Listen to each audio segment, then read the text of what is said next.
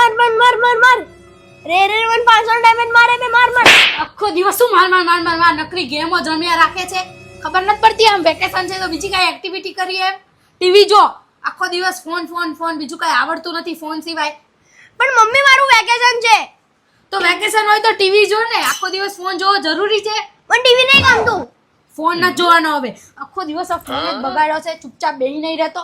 આખો દિવસ ફોન જોઈ જોઈને જ બગડ્યો છે સાલો. નકરું સામે બોલે છે.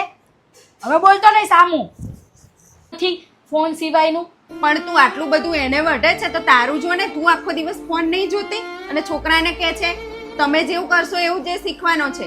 મમ્મી તમે એમાં વચ્ચે ના બોલો. ફોન તો જોવાનો, અમે તો અમારું કામ કરતા હોઈએ છીએ. કામ એ કરતા તો હોઈએ ગેમ રમવા રાખીએ છીએ. ગેમ રમવાની હોય આખો દિવસ. પણ એવું નથી, તમારે જ ફોન જોવો એનો વાંધો નહીં, પણ છોકરા માટે તમારે ટાઈમ કાઢવો પડે થોડો. તો એ આખો દિવસ કરે શું? કંટાળી જાય છોકરું. ટીવી જોવું ના ગમે, બહાર રમવા ના જવા દો અને પછી તમે એમની માટે ટાઈમ ના કાઢો. સાંજે 1 કલાક લઈ જા, બગીચામાં લઈ જા, મંદિર લઈ જા, એની માટે ટાઈમ કાઢ થોડો.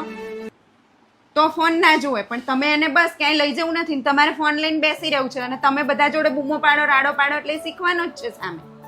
નકરું સામે બોલે છે, તમે જ માથે ચડાવ્યો છે. આ તું કેવું બોલે છે એટલે એ જોઈને એ પણ શીખે. એટલે પહેલા આપણે સુધરવું પડે, પછી છોકરા સુધરે. સારું, હું લઈ જઈશ હવે એને. સારું, ચૂપ થઈ જા હવે. હમણાં સાંજે બહાર જઈશું.